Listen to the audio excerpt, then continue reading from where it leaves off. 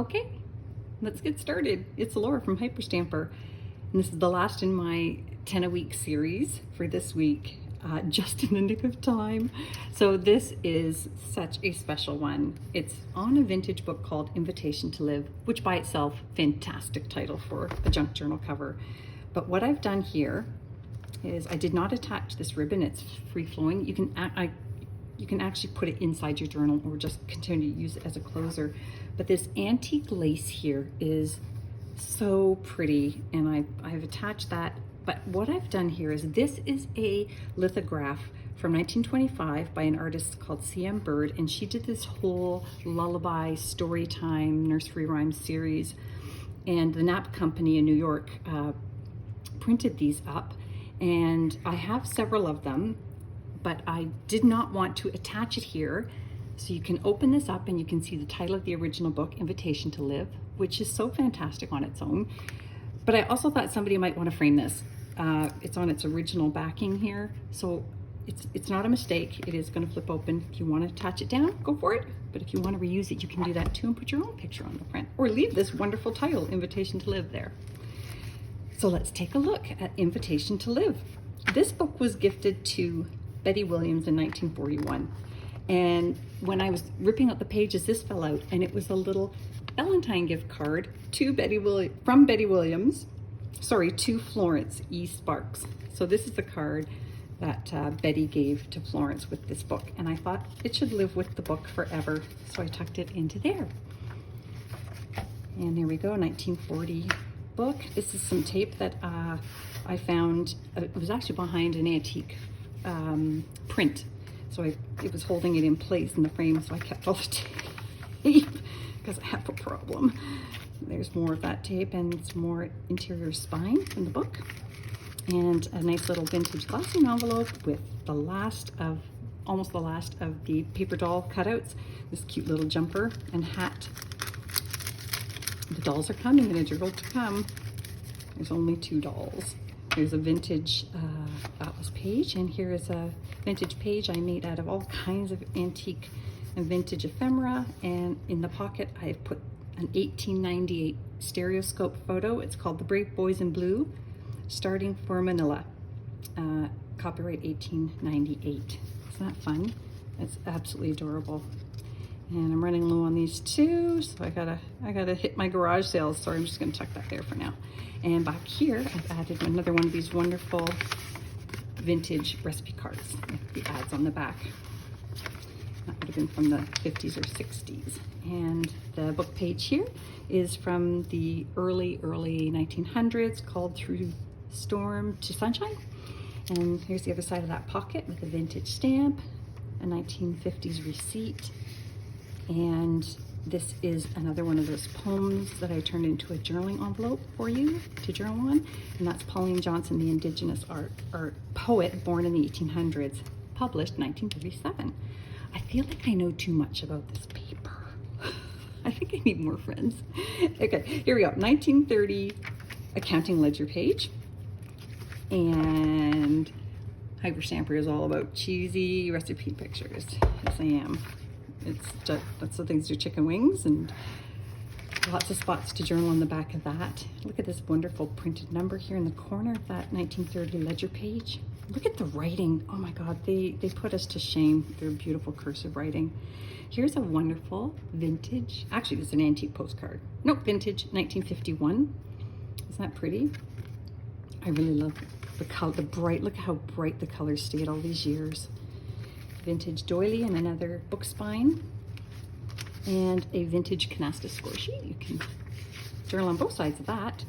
And this is just a vintage upholstery piece of material that I thought was so pretty. It did come off of an old chair. Somebody was throwing it away, and I said, no, I will take that. And I did. And under here is a nice little antique book page pocket and some poems from the early 1900s, mounted on top of a vintage atlas page.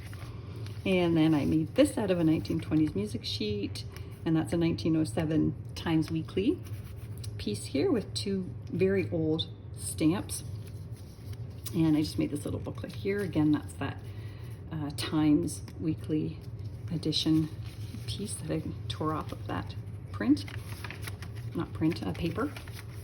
There's our vintage doily, and here is another page from that wonderful Theater Arts magazine from the 1940s. Isn't that great? And another big piece of accounting ledger paper for you to journal on, front and back. And a wonderful blank antique book page. They're hard to find. I keep them in a separate box so that I can keep adding them, so you have lots of journaling space. That's another wonderful picture from that 1940s horse magazine. Look at how cute. Look at this side. Isn't that awesome? Little cowboy. Cutie patootie. And 1920 ledger page. And on the back here, I've got this, sorry, it's stuck. Must be, there we go. So this is from this 1888 book called Faust, which is a play. It's a full play with the script and everything in there. It fell apart, but that's going to be a journal soon. So I've got the page, made it into a pocket with a pattern piece down here, and here's a nice page from the ballroom dancing book that I had. Isn't that awesome? And that is going to be fixed, obviously. Because it's 140 years old, sometimes these will tear. All you have to do is glue them down, or put a piece of anything, fabric, ribbon, paper over top of it. But yes, sometimes they will break, and I do include information sheets in every purchase about that. Here we go. There's some of that handmade paper infused with wildflowers. It's not vintage. Everything in here is authentic, antique, and vintage paper, except the tea-dye paper. And a few of my journals have this handmade paper. Only 10 actually. And I made this pocket out of the Bobbsey Twins page from the 50s, and just tucked in here for fun a little embroidery pattern, just for fun. There you go. And this is another one of those beautiful vintage cards with a handwritten letter inside from 1954 to Alice. There we go. And another lovely poem from a children's school book. And then this is a page out of How to Make a Garden from the early 1920s, 1930s, I think. And here's a wonderful, the last of my full page spreads from this fantastic 1930 edition of the Blue Book of Interior Decoration, Designed for Living. Look at that. How, I mean, I would be happy if I had that today. I kid you not. So impressed with those spreads. And there's just more of that How to Make a Garden Botanicals pages. And let's see here, I hand stamped some of my tea-dyed pages and added a little bit more of the, I found a blank page out of this one, so we get to have that. And, oh, yep, an 1893 magazine page from Dorset's Family Magazine. Look at that. It's, oh my God, look at that. I don't think I saw this side. I wish I hadn't showed you that. But it's there and it's yours if this journal belongs to you. Oh, nuts. Here is a vintage pattern pouch. One side here, one side here. And I turned it into a bucket. Put 1926 ledger page here. And then this wonderful Jack Be Nimble Mother Goose tale from the 1940s Mother Goose book. And in this pouch, what did I put in this pouch? Oh, a nice craft, 1950s craft magazine with some cross stitching here, or needlepoint. I forget which one. I think it's needlepoint. Let's call it needlepoint. So that lives there. And I love the little ruler that they used to have on these vintage. You can tell it's vintage when there's a little ruler down the side. I'll do that properly in a minute. Encyclopedia page from the 40s. Vintage stamp, more hand stamping. Aw, Rock to the Cradle of the Deep. Isn't that a pretty song? And another one of the original pages, and I always keep the page that says the end if it exists. And that brings us to the end of this beautiful journal. So please visit my Etsy page at etsy.com/shop/hyperstamper if you'd like to look at this again.